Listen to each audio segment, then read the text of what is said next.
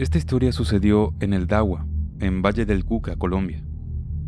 Una vez mi padre me contó esta historia, que le pasó a mi abuelo. Él era un hombre recio, mujeriego, violento, y por lo general bebía mucho, y se portaba agresivo con su esposa e hijos. Cuando tomaba se volvía peor. Entonces nadie le podía reclamar nada. Normalmente se iba y no dejaba nada para comer en la casa. Gracias a Dios a la familia de él, siempre algo tenían y les daban a sus hijos. En esa época en los pueblos el desplazamiento se hacía a pie, o si era muy lejos, a lomo de mula. Así fue que un día mi abuelo salió a beber hasta quedar tirado de la borrachera. Unos conocidos lo montaban a la mula, la arreaban, y ella se sabía el camino, así que salía directo a la casa con el borracho a cuestas. Dice mi abuelo que esa vez él iba sobre la mula muy borracho y casi adormilado por el licor. Y cuando la mula se enfiló hacia su camino, que era por una montaña, él alcanzó a ver a un niño muy pequeño de unos 5 o 6 años, que estaba llorando desconsolado. Eran como las 12 de la noche. Así que mi abuelo, en medio de su borrachera, le preguntó que por qué estaba solo a esa hora.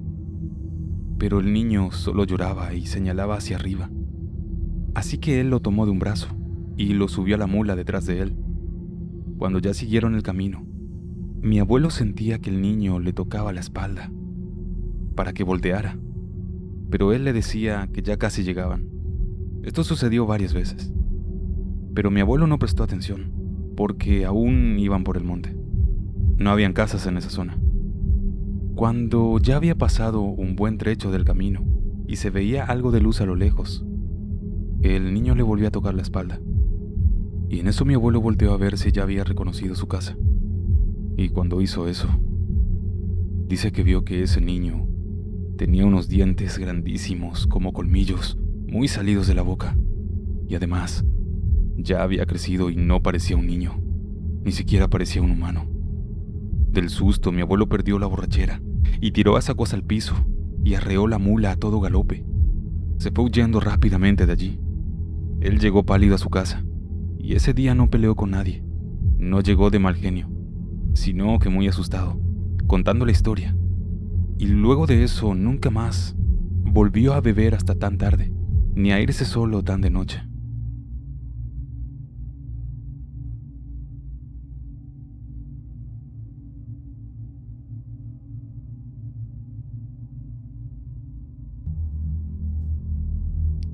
A propósito del Día de la Virgen del Carmen, o Día del Escapulario, les voy a relatar lo que un tío me dijo de la importancia de usar escapulario, y de igual forma, la importancia de no tentar al diablo. Mi tío y su familia viven en un pueblo cerca de Taxco. Se ubica entre cerros, y es un pueblo de más de 100 años según tengo entendido. Unos días fuimos mi mamá, una tía y un primo, y por la noche estábamos cenando en la casa de mi tía. Cenamos todos y, como suele llegar a pasar, salió la conversación de lugares en donde espantan. El más impactante que esa noche nos contó era de una barranca donde espantan en un pueblo cercano. Mi tío nos relató que un día iban 4 conocidos caminando por la noche de regreso al pueblo, y cuando pasaron por esa barranca, que está en una especie de loma, luego de atravesarla, uno de ellos, llamado Ramiro, le dijo a los demás: «¿Qué espanta el demonio?». A lo que otro de los compañeros respondió: «No, a mí no me espantan, llevo mi escapulario». Pero lo dijo en un tono burlón. Uno al que conocían como la Chira, en eso dijo: «No, yo me lo quito, ten». Y fue entonces que la Chira le dio su escapulario a Ramiro y comenzó a decir en voz alta: «Demonio, a ver, espántame a mí». Y justo cuando había pasado ese tramo de la barranca, cuando la Chira se regresó, lo empezaron a azotar contra el piso. Decían que algo lo estaba restregando por el piso y después en la cerca de alambre. Al ver esto, incrédulos, Ramiro y los demás empezaron a rezar, agarrando sus escapularios, y rápidamente le pusieron el escapulario a la Chira, y solamente así, aquella fuerza invisible que lo azotaba lo soltó. El Chira quedó con laceraciones por haber sido arrastrado contra el piso y aventado contra la cerca de alambre. Al demonio se le tiene que respetar, mi tío nos dijo, terminando así el relato. Anexo una foto que tomé allá para que se den una idea de lo perdido que está el pueblo.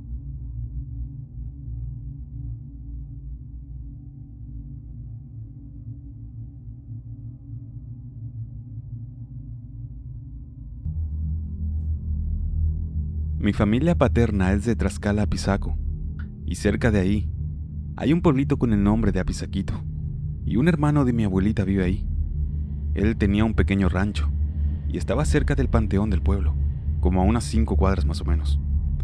Cuando yo tenía como 16 años, junto con mis primos se nos ocurrió ir de noche a ese panteón. Estaba muy desolado y no había vigilancia.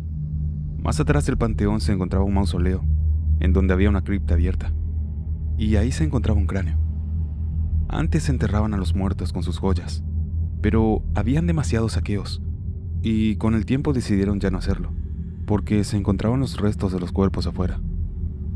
En esa ocasión que fuimos, uno de mis primos se llevó el cráneo, según él para recuerdo. Cuando íbamos de vuelta para la casa, yo iba con 2 de mis primos adelante y atrás iban otros 3.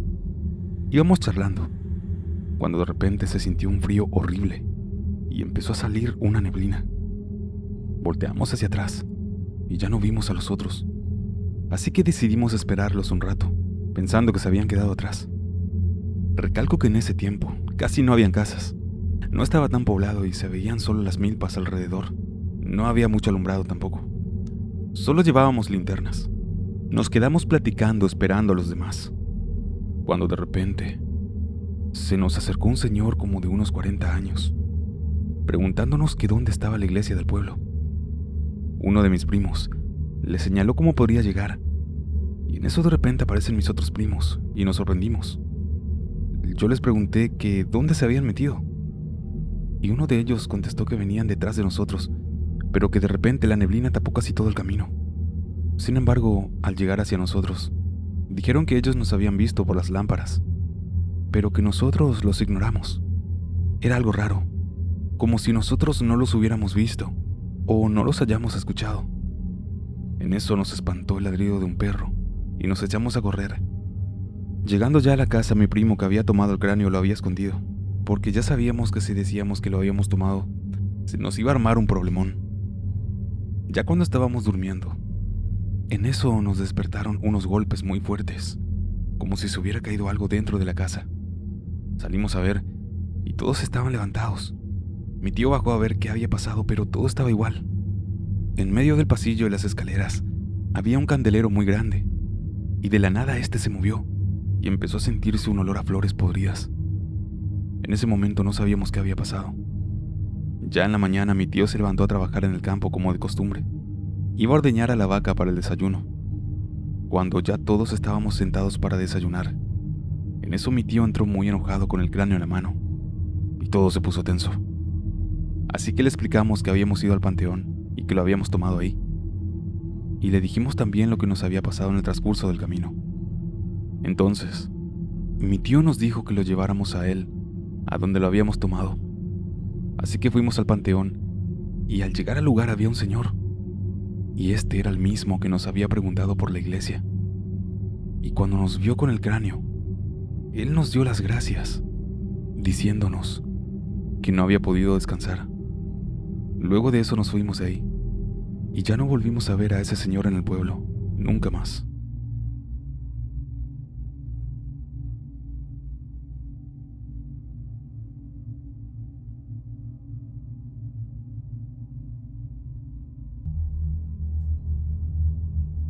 Mi abuelita vivía en un pequeño y aislado pueblito en las montañas de Puebla.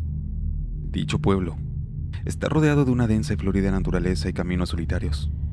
En una oportunidad, cuando mi padre estaba chico, él se había retrasado en volver a su casa. La noche ya había caído, y preocupada mi abuelita decidió salir a buscarlo. Ella se adentró solita en el monte. Recorrió los senderos, gritándole por su nombre y buscándolo entre la maleza, pero no obtenía respuesta. Tras un largo rato sin éxito, decidió regresarse a su casa, esperando que mi padre ya hubiese vuelto por sí mismo. Dice que mientras descendía por una pendiente, comenzó a escuchar a sus espaldas el sonido inconfundible de un caballo al trote, acompañado por el ruido del metal de unas espuelas. Así que pensó que tal vez era algún vecino o conocido que también andaba por ahí. Ella giró su cabeza para saludar, pero ahí no había nadie. Desconcentrada, continuó su camino, creyendo que el sonido era producto de su imaginación o desesperación por no encontrar a su hijo. Sin embargo, poco después, el trote del caballo volvió a resonar, pero esta vez más cerca y mucho más fuerte. Mi abuelita se detuvo y con algo de miedo volvió a mirar hacia atrás, pero otra vez no vio a nadie. Pero algo había cambiado, ya que una espesa neblina comenzó a cubrir el monte, haciendo que el ambiente se sintiera pesado y lleno de misterio. El miedo se apoderó de ella, pues ya no era solo un extraño sonido del caballo lo que la inquietaba, sino que también la sensación de estar siendo observada y acechada por algo que no podía ver. Ella decidió apresurar más el paso, casi corriendo hacia su casa. A medida que corría, el sonido del caballo se hacía cada vez más cercano, como si lo tuviera justo detrás de ella. Pero el temor la paralizaba y no se atrevía ni a girar la cabeza. Cuando finalmente llegó a su casa jadeante, se encontró con mi papá sano y salvo esperándola. Aliviada pero furiosa por la preocupación que le había causado, lo regañó fuertemente, descargando la tensión acumulada por el susto que acababa de vivir. Más tarde esa misma noche, ella decidió contarle lo ocurrido a los vecinos, y para su sorpresa, muchos le confirmaron que también habían escuchado el trote de un caballo por las noches, y algunos incluso decían haber visto la silueta de un jinete sombrío rondando las afueras del pueblo, especialmente en noches donde la neblina cubría los caminos. Desde entonces, la leyenda del jinete fantasma se convirtió en un relato común entre los habitantes de ese lugar, que en las noches de neblina, si se prestaba atención, se podía escuchar los cascos de un caballo resonando en la oscuridad, recordándole a todos que hay cosas que aunque no se vean, están ahí, ocultas entre las sombras.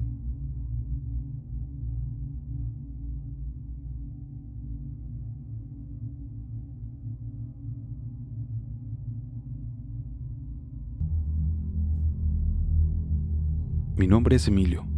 Soy de un pueblo de México. Es un lugar rodeado de montañas, y en su parte más lejana hay una barranca que decían que era un lugar prohibido al caer la noche. Yo no creía en eso de las brujas. Para mí eran cuentos para asustar a los niños y mantenerlos lejos de los peligros del bosque. Sin embargo, lo que viví una noche cambió para siempre lo que pensaba. Regresaba al pueblo para visitar a mi familia, después de años de vivir en la Ciudad de México. Mis padres estaban muy contentos de tenerme en casa, y mis amigos de la infancia todavía vivían ahí. Entre ellos estaba Pedro, mi mejor amigo desde niño, y a quien yo quería como a un hermano, y cada vez que regresaba al pueblo, pasábamos largas horas hablando sobre nuestras vidas. Una tarde, mientras estábamos en el centro del pueblo, él me propuso ir a aquella barranca, y me dijo: «Esta noche quiero mostrarte algo que descubrí la semana pasada». Yo lo miré, y recordé las historias de bruja que hablaba mi abuela, que se reunían en ese lugar, pero Pedro me insistió tanto que terminé aceptando. Esa noche a las 10 nos dirigimos a la barranca. La luna llena iluminaba el sendero y el camino estaba en completo silencio. La barranca se veía diferente por la noche. Los árboles proyectaban sombras feas y el viento soplaba de una manera que hacía que todo el ambiente pareciera más inquietante. Ya en camino, Pedro comenzó a decirme que había escuchado ruidos raros en la barranca y que algunos de los ancianos del pueblo le habían dicho que era mejor no acercarse. Yo me reía diciéndole que eran cuentos, aunque en el fondo sí sentía un ligero nerviosismo. Total, llegamos al borde de la barranca. El lugar estaba oscuro y solo podíamos ver hasta donde alcanzaba la luz de la luna. Pedro me señaló un punto en el fondo de la barranca, donde según él, había visto luces extrañas y escuchado voces anteriormente. Y en ese momento, escuchamos algo. Era un murmullo que venía desde lo profundo de la barranca. Nos miramos, y Pedro pareció dudar por primera vez y me dijo: «¿Lo escuchaste?». Yo trataba de contener el miedo y le dije que sí, y ese murmullo se fue haciendo cada vez más y más claro. Y fue ahí que vimos pequeñas luces moviéndose en el fondo de la barranca, como si alguien estuviera llevando velas o antorchas. Nos quedamos paralizados, viendo cómo esas luces se movían en círculos, como si estuvieran haciendo algún ritual. En ese momento sentí una mezcla de miedo y curiosidad, mas no quería acercarme, ni tampoco podía apartar la vista. Y en eso, vimos una figura encapuchada que levantaba las manos y comenzaba a moverse de una manera extraña, como si estuviera en trance. Y después de eso, las luces se detuvieron y el murmullo se convirtió en una especie de canto cada vez más fuerte. De inmediato le dije a Pedro que nos largáramos de ahí. Comenzamos a caminar hacia atrás tratando de no hacer ruido, pero una de esas luces se movió hacia nosotros. Fue como si hubiera notado nuestra presencia y nos quedamos helados, mientras veíamos cómo la luz subía lentamente por la barranca, acercándose cada vez más. Pedro reaccionó primero y me tomó del brazo para correr. Cuando corríamos, sentíamos que alguien nos seguía y podíamos escuchar el sonido de pasos detrás de nosotros, aunque yo nunca vi a nadie cuando me atreví a mirar hacia atrás. Finalmente llegamos a la entrada del pueblo. Nos detuvimos para tomar aliento, y cuando miramos hacia la barranca, vimos que las luces seguían ahí, en la misma distancia, moviéndose en ese mismo círculo, como si lo que hubiéramos presenciado hubiera sido solo una parte de algo mucho más grande. Esa noche no pude dormir. Cerraba los ojos y veía esas luces, escuchaba el canto y sentía la extraña presencia que había en la barranca. Por la mañana decidí hablar con mi abuela y le conté lo que habíamos visto y escuchado. Yo esperaba que se riera de nuestra aventura o me dijera que había sido mi imaginación. Sin embargo, su rostro se tornó serio y me dijo: Emilio, eso que vieron es el rito de las viejas brujas de este pueblo, que se reúnen en la barranca desde hace muchos años y no les gusta que las molesten. Han tenido suerte de que los hayan dejado ir. Le prometí que desde esa noche no volveríamos a acercarnos a la barranca. De hecho, Pedro y yo evitamos hablar de lo que vimos esa horrible noche, y cada vez que visito el pueblo y veo la barranca desde lo lejos, siento un escalofrío recorrer mi espalda, y siento que aún están ahí, esperando en silencio a los que se atreven a romper con su paz.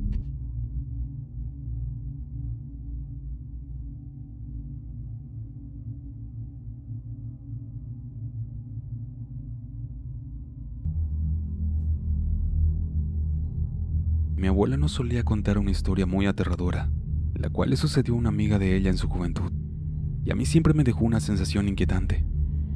En su pueblo, allá en Sonora, había una joven la cual era muy amiga de ella, y que, a pesar de las advertencias de su madre, ella solía escaparse para asistir a bailes en ranchos cercanos. Casi siempre era en el ranchito más próximo, que estaba a media hora a pie, pero la chica siempre encontraba una excusa para irse, desafiando las normas y el desagrado de su madre. Sin embargo, un día, esta chica no regresó a casa. La familia y los vecinos la buscaron por todos lados, pero no había ni rastro de ella. Las semanas pasaron en una desesperada búsqueda sin ningún resultado, pero luego de un tiempo, un grupo de hombres que había ido a buscar leña en el cerro, pasando cerca de una cueva, se encontraron con la joven. Dijeron que estaba en un estado completamente desorientado, y cuando intentaron acercarse para ayudarla, en eso un perro enorme y negro apareció de repente y comenzó a impedirles que se acercaran. El perro, con su actitud feroz y amenazante, parecía decidido a proteger a la chica a toda costa, y los hombres, aterrorizados pero decididos, empezaron a rezar, y uno de ellos sacó un escapulario. Finalmente, con la ayuda de sus oraciones y el símbolo sagrado, lograron acercarse a la joven y llevarla a la iglesia. Ella estaba aterrorizada y no decía ni una palabra, y así pasó mucho tiempo sin salir de su casa, pero poco a poco comenzó a recuperar la cordura, y cuando por fin se animó a contar lo que le había sucedido, reveló una historia espantosa. La noche en la que había desaparecido, había decidido asistir al baile, a pesar de la advertencia de su madre sobre los rumores de que el diablo rondaba la zona. Y ya cuando iba de regreso, a eso de las 10 de la noche, dice que se encontró con un hombre muy apuesto. Le advirtió que era tarde para que ella estuviera sola por ahí. Pero además de eso, ese hombre le dijo que en realidad él era el diablo y que la quería llevar. Atormentada, la joven intentó escapar corriendo hacia el cerro en dirección a su casa, Sin embargo, aquel hombre se transformó en un perro negro gigante y la alcanzó rápidamente. Durante días, la joven intentó escapar, pero el perro la mantenía prisionera en la cueva, llevándole comida para mantenerla viva. Con el tiempo, la joven se integró de nuevo a la vida normal. Se casó y tuvo 2 hijos. Pero a pesar de su aparente recuperación, ella nunca volvió a ser la misma. A veces le decía a la gente que aún sentía la presencia del perro, que parecía seguirla y vigilarla constantemente, como un recordatorio perpetuo de aquella experiencia tan aterradora.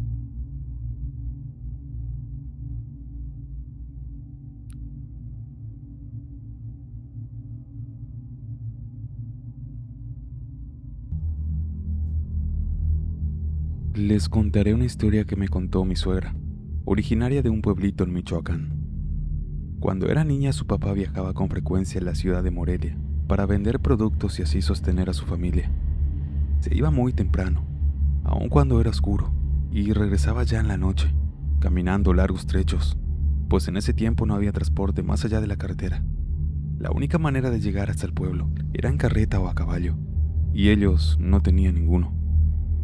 Una noche su papá llegó muy asustado. Su mamá le preguntó qué le había pasado, y él respondió con voz temblorosa: «Vi al diablo». La señora incrédula le preguntó si estaba loco o se había tomado, pero él le aseguró que no había bebido y procedió a contarle lo ocurrido. Venía caminando de regreso al pueblo, cuando me encontré a una perra recién parida, pero los perritos eran tan feos que se lo dije a la perra: «¿Qué hijos tan feos tienes?». Le dejé un taco de los que me habías preparado para el camino y yo seguí con mi marcha. Pero ya casi llegando al pueblo, empecé a oír cascos de caballo cerca de mí, aunque yo no veía nada. Pero de repente, se me apareció un hombre vestido de negro de pies a cabeza, montando en un caballo negro, pero que tenía ojos rojos como el fuego. Me hice a un lado del camino para que pasara, y él me saludó con una voz que helaba la sangre, y yo asustado también le saludé. Entonces, ese hombre me preguntó: «¿No has visto a mi mujer y a mis hijos?». Yo le contesté: «No, señor, solo vi a una perra recién parida con unos perritos muy feos. Incluso les dejé un taco para que comieran». Y luego de decirle eso, aquel hombre con una sonrisa macabra me preguntó: «¿Por dónde están?». Yo le indiqué que a medio camino. Entonces, él arrancó su caballo a galope, pero antes de desaparecer en la oscuridad me dijo: «Gracias por darle de comer a mi esposa e hijos». Mi suegra cuenta que al día siguiente, su familia decidió abandonar el pueblo. La historia del hombre de negro y su caballo con ojos rojos quedó grabada en la memoria de todos, y la angustia de aquel encuentro los llevó a buscar un nuevo hogar lejos de aquel lugar. Y esa experiencia les enseñó que no todo en el camino es lo que parece, y que a veces los encuentros más simples pueden ser los más aterradores.